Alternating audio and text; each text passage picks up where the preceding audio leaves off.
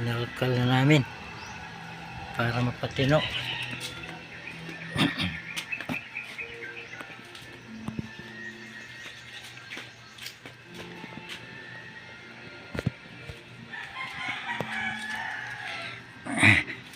Ayun, na-release na rin ang kanyang 4-wheel drive kabila.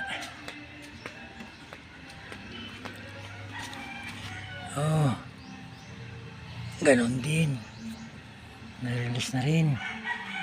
Ang ayusin na lang namin ay yung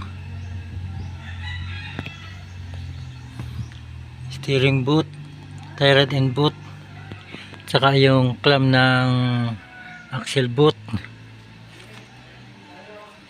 Bili na kayo. Okay na, na-release na yung 4-wheel drive.